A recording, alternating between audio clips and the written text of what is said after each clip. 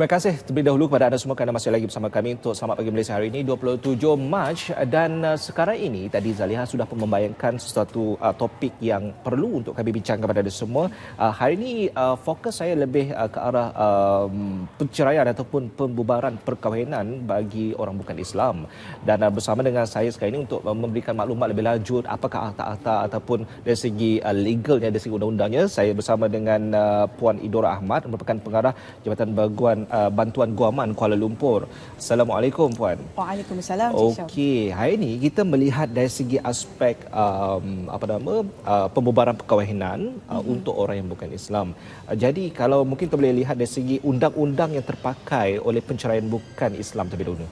Okey, terima kasih Cik Syam. Okey. Di Malaysia, semua perceraian yang melibatkan orang bukan Islam hendaklah dilakukan menurut peruntukan yang telah ditetapkan dalam Akta Membaharui Undang-Undang dalam kurungan Perkahwinan dan Perceraian 1976 atau dikenali juga sebagai Akta 164. Akta ini Cik Syam telah pun berkuat kuasa pada 1 hari bulan Mac 1982. Akta ini terpakai bagi semua orang bukan Islam di Malaysia dan bagi semua orang yang berdomisil di Malaysia tetapi bermastautin di luar Malaysia. Jadi kalau semua warga negara Malaysia tu disifatkan sebagai berdomisil di Malaysia sehingga dibuktikan sebaliknya.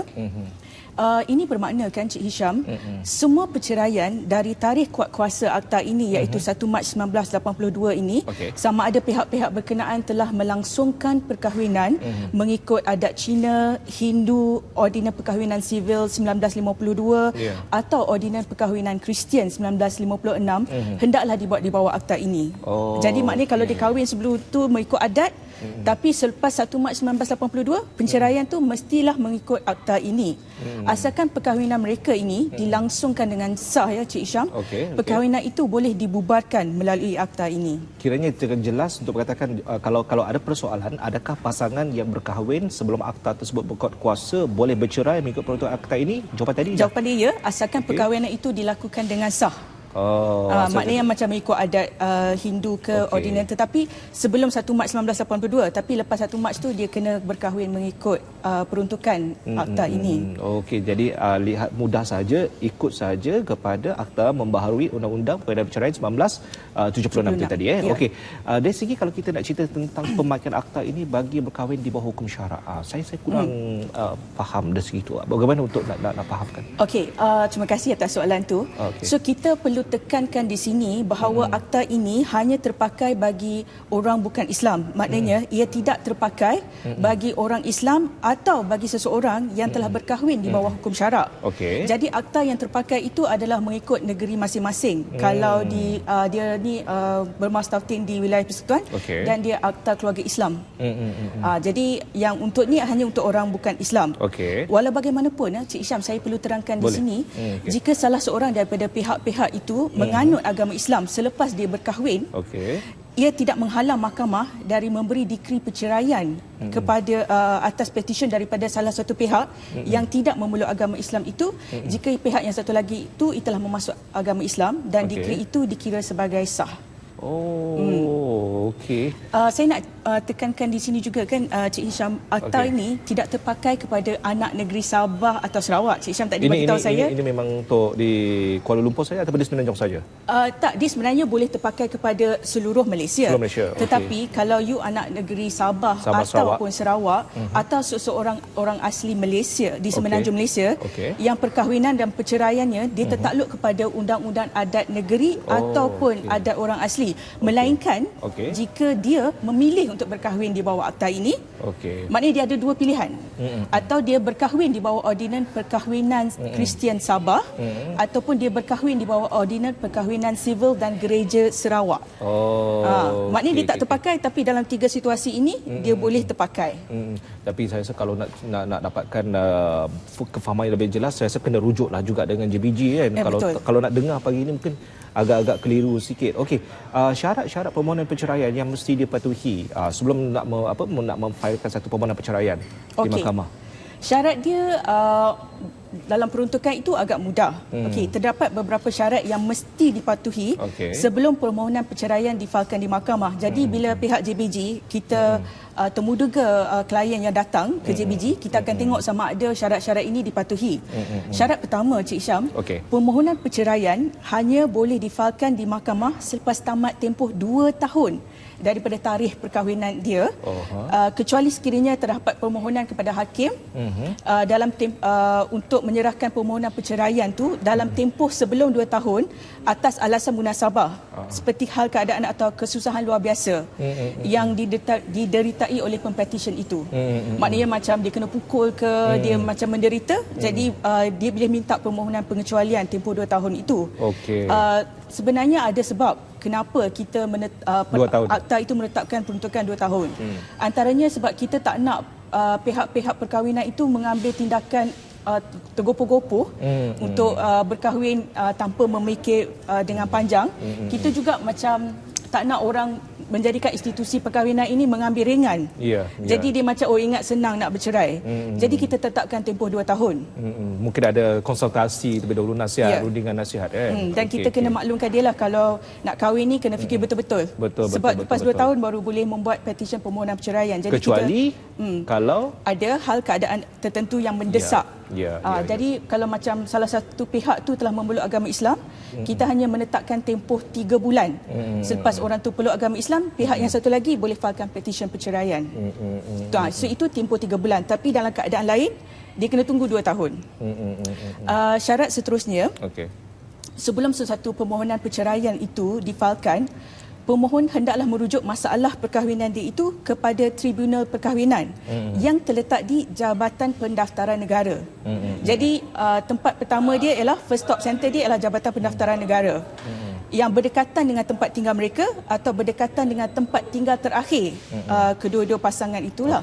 Sekiranya pihak tribunal gagal untuk menyelesaikan pertikaian perkahwinan kedua-dua pihak tu, suatu sijil akan dikeluarkan, KC 29, untuk membolehkan mana-mana pihak memfailkan permohonan perceraian di mahkamah.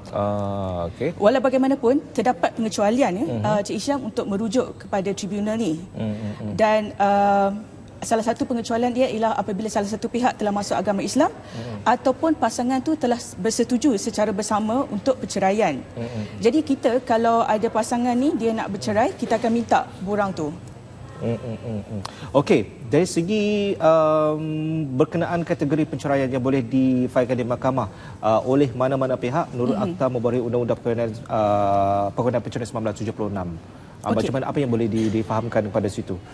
Okey, secara ringkasnya terdapat 3 kategori perceraian yang boleh difailkan di mahkamah oleh mana-mana pihak menurut akta ini. Kategori perceraian yang pertama ialah pembubaran perkahwinan kerana salah satu pihak memeluk agama Islam. Ini antara isu kontroversi lah. Jadi kerana pihak yang masuk Islam tu dia tak ada hak untuk membubarkan perkahwinan. Kategori kedua ialah pembubaran perkahwinan dengan persetujuan bersama. Maksudnya kedua-dua suami isteri ni bersetuju yang kita nak bercerai secara bersama. Okey, kategori ketiga ini pembubaran perkahwinan atas alasan pecah belah yang tidak dapat dipulihkan. Jadi yang di JBG ni kita paling banyak kategori kedua dan kategori ketiga. Okey.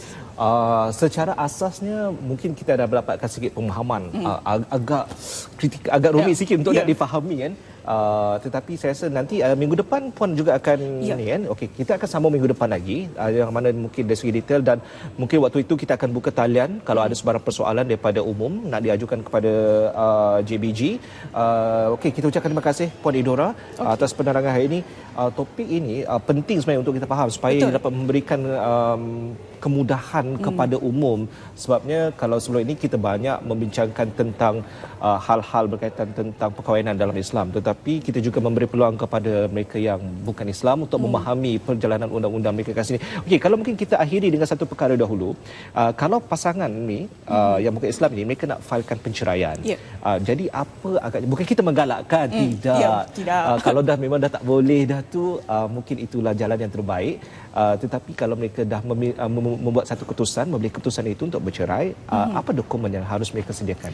Okey, dokumen yang kalau dia datang ke JBG, kita akan minta satu salinan sijil perkahwinan atau lain-lain dokumen yang membuktikan perkahwinan. Jadi kalau dia berkahwin mengikut adat, kita mintalah dokumen-dokumen berkenaan. Tapi yang paling utama salinan sijil perkahwinan. Jadi kalau dia ada anak-anak, kita akan minta salinan sijil kelahiran anak-anak. Lepas tu yang tadi saya kata dia kena rujuk masalah dia kepada Tribunal Perkahwinan di Jabatan Pendaftaran Negara. Jadi kita minta juga sijil yang dikeluarkan oleh Tribunal Perkahwinan itu. Dan terakhir sekali laporan polis jika ada. Okey, sepanjang ada ramai pergi kepada pihak JBG merujuk kepada hal ini, apa antara masalah yang sering mereka hadapi yang mereka tak terlupa hal itu? Apa agaknya? Contoh maksudnya? Kalau ada benda dokumen ke ataupun persiapan ke, benda-benda itu yang menjadi masalah untuk meneruskan satu proses-proses perceraian. Apa agak pengalaman kat situ? Okey, antara isu yang kami hadapi iaitu dokumen yang dia tak ada ialah apabila pasangan tu dia berkahwin dengan orang yang bukan warga negara Malaysia. Jadi apa yang kami perlukan ialah dokumen daripada immigration untuk menunjukkan bahawa pasangan itu telah keluar daripada Malaysia dan tidak pulang semula. So itu antara dokumen yang kami perlukan. Itu untuk kalau berkahwin yang bukan Islam. Lepas tu kita perlukan yang penting sekali sijil tu daripada Tribunal Perkahwinan. Okey. Kalau tanpa sijil tu kita akan nilah minta dia pergi ke JPN. Kena lebih itulah kena lebih bertindak. Okey, terima kasih banyak-banyak. Nanti kita akan sambung semula insya-Allah pada minggu depan. Terima kasih Puan Idora, pengarah Jabatan Bantuan Guaman Kuala Lumpur. Selamat pagi Malaysia.